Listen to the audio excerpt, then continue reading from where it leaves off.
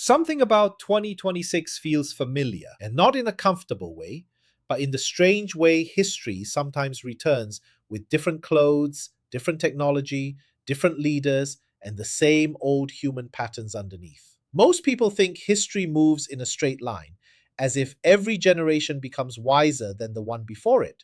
But that is a very generous assumption for a species that keeps touching hot stoves and then forming committees to discuss why the stove was hot. A better way to look at history is not as a straight line, but as a cycle of memory and forgetting, where one generation learns painful lessons through crisis, the next generation inherits the benefits, and the generation after that begins to believe the stability was normal. That is where danger begins. Because when people forget the price that was paid for the order, they start treating the order as oppression. When people forget the cost of chaos, they start flirting with chaos again. And when enough people forget at once, history starts knocking. To understand why 2026 matters, you don't need to predict one specific event, and you definitely don't need to pretend May 2026 will repeat May 1966 like some cheap sequel nobody asked for. You need to look at the pattern. 60 years before 2026, the world was sitting inside another firehorse year 1966. And if you look at what was happening then, you can see a world under ideological pressure, institutional stress, generational rebellion, and deep conflict over what kind of future should replace the old order. In the United States, the Vietnam War was escalating and public protest was growing. In China, May 1966 brought the May 16th notification, which became a key starting point of the Cultural Revolution, a movement that challenged existing authority, attacked old ideas, and unleashed a decade of upheaval. Now, we must be careful here. This does not mean May 2026 will literally repeat May 1966. That is lazy thinking. But cycles don't repeat like photocopies. They rhyme through behavior, and the behavior is what matters.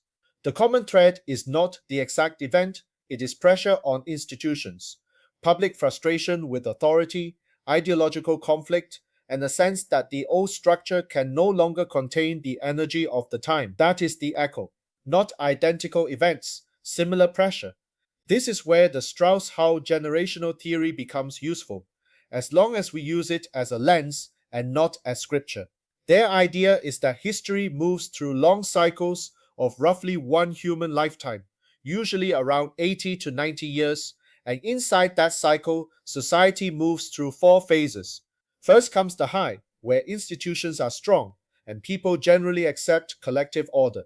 Then comes the awakening, where people push back against that order and demand personal freedom, spiritual meaning, and cultural change.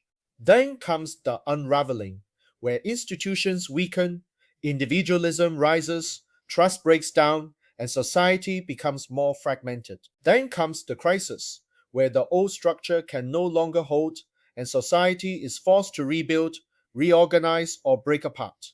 The 1960s sit inside the awakening phase. According to that theory, the current period falls within the crisis phase. In fact, Newhouse's 2023 book, The Fourth Turning is Here, suggests the current crisis began with the 2008 Great Recession. That distinction matters because 1966 was about rebellion against structure. 2026 is more likely about the consequences of a weakened structure. In other words, the 1960s questioned the old order. The 2020s are asking what happens when the old order no longer works.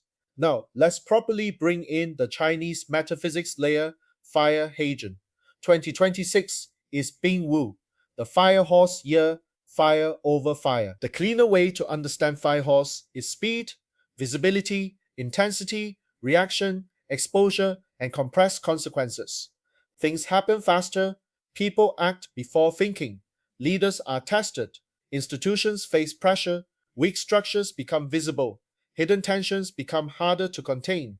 That is why the 1966 comparison is interesting, not because the same event must happen again, but because both years share the intensity of movement and ideological heat.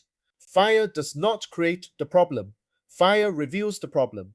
fire speeds up what was already building. So when we talk about May 2026, we should not frame it as a guaranteed breaking point, but as part of a fire season build-up inside a firehorse year, where visibility increases and unresolved tension becomes harder to ignore. That is much more accurate and also much less ridiculous. May 2026 is not the horse month, it is the snake month.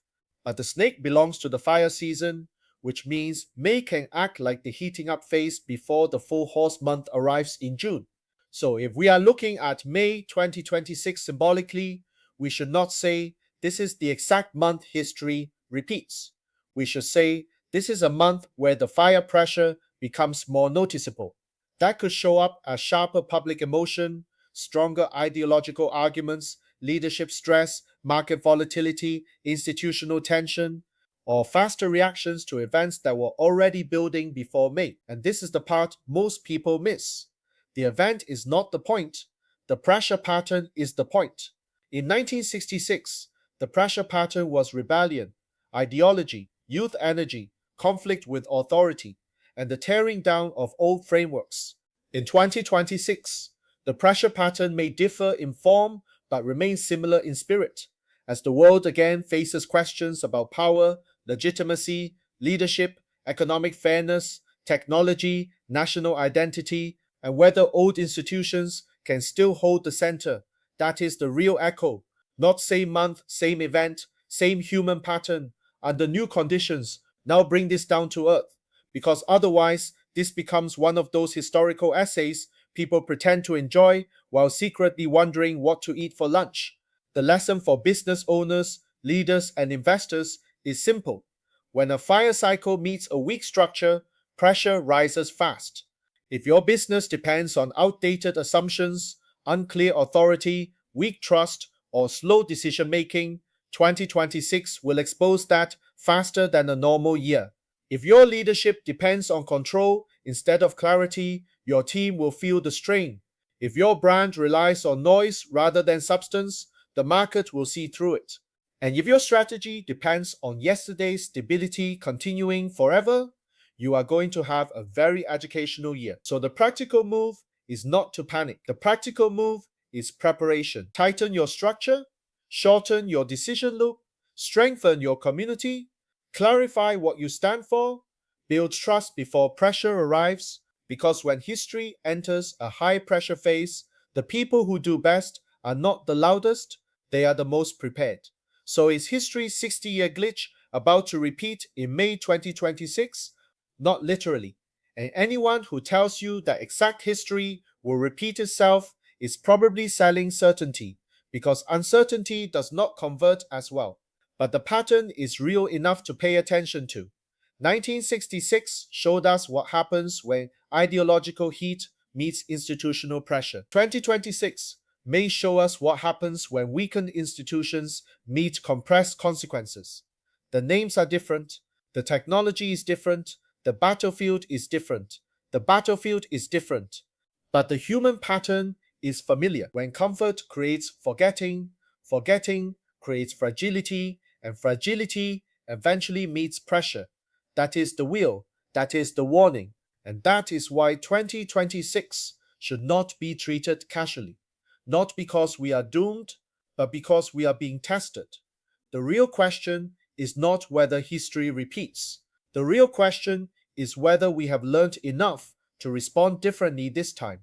If this way of looking at cycles helps you see 2026 more clearly, subscribe and follow the channel, because we are going to keep breaking down the firehorse year through history.